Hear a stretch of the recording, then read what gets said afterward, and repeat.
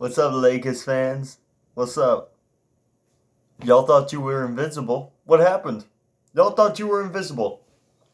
What happened? Seriously.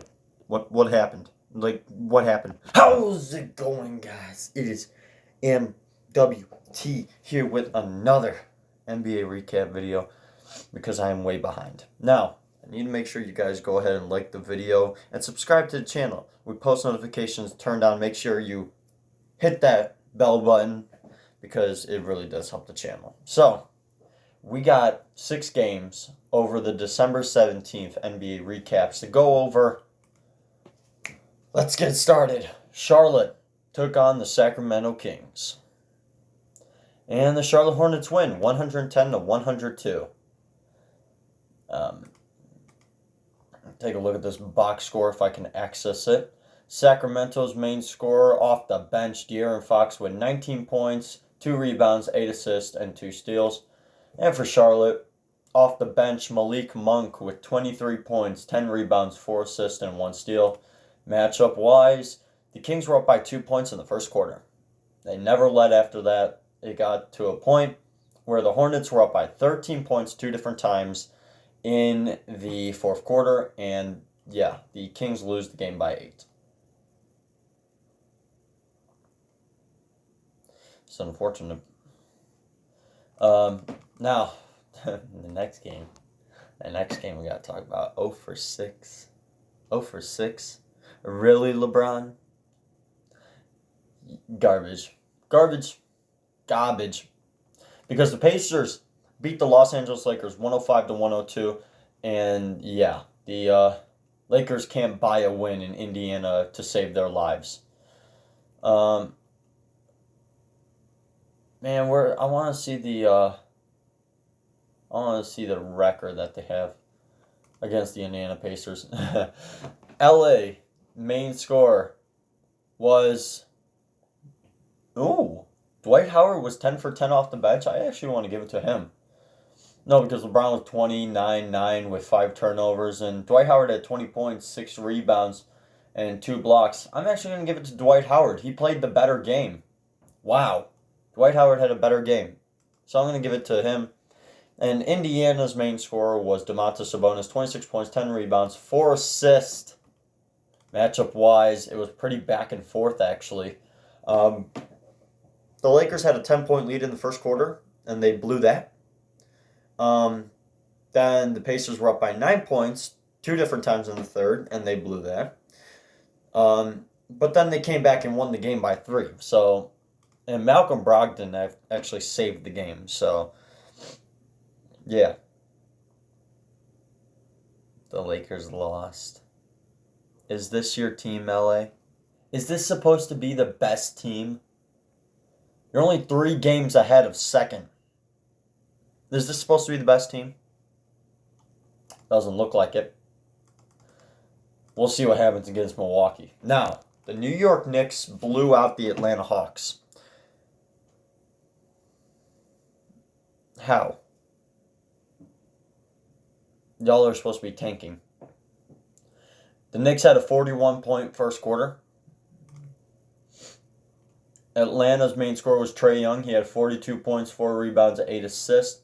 And for New York, it was R.J. Barrett with 27 points, 6 rebounds, 1 assist, and 1 steal. Matchup-wise, the Hawks were up by 3 points. That was the first bucket of the game. After that, they never led. It got to a point where the Knicks were up by 31 points in the third quarter.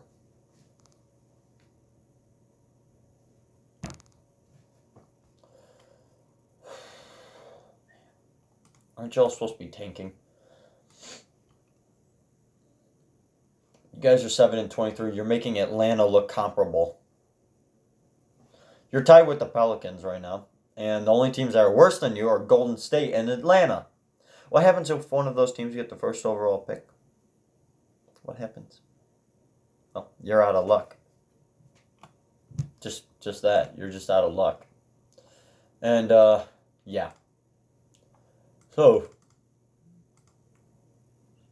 Brooklyn versus New Orleans. Speaking of which, so Brooklyn beat the New Orleans Pelicans in overtime. 108 to 101, the final score. It was a 15-8 overtime. Brooklyn's main scorer has started to change. It is now Spencer Dinwiddie again with 31 points, 2 rebounds, 7 assists, 1 steal. He might be making a case that he's an all-star. And that would be unfortunate. Because I picked Kyrie Irving to come from the Brooklyn Nets to be an all-star. It might actually be Spencer Dinwiddie. Now, New Orleans, their main scorer was Brandon Ingram again with 22 points, 11 rebounds, 1 assist, and 2 blocks. Matchup-wise, the Pelicans were up by 8 points in the second quarter. And then the Brooklyn Nets went up by 7. And then it was pretty back and forth. Actually, 14 lead changes in this game. And then the Nets lead the entire overtime. They never surrendered a lead to the Pelicans in overtime. And their largest lead, 7, that was how much they won by. So, good job, Brooklyn. You beat the Pelicans. And you didn't have Kyrie. Sorry, I'm tired. Now, the next game. Utah played the Orlando Magic. And Utah won, 109 to 102. Orlando's main scorer, off the bench, DJ Augustin with 22 points, 4 rebounds, 3 assists, 1 steal, 1 block. And for Utah, I've got a question. If I'm looking at just pure shooting, I'd say Bojan Bogdanovic had the better game. But it looks like Donovan Mitchell has it. So we'll see. Bojan had 30 points, 5 rebounds, 5 assists, 1 steal. And Donovan Mitchell had 30 points, 3 rebounds, 4 assists. Yeah, Bojan Bogdanovic had the better game. He had the better game. It's plain and simple. And talking about this lead. You have an 18-point lead. You're leading by 18 points 3 different times in the game. All in the third quarter. And you blow that within 10 minutes. Let the Magic go up by 7. And then you come back and win the game by 7.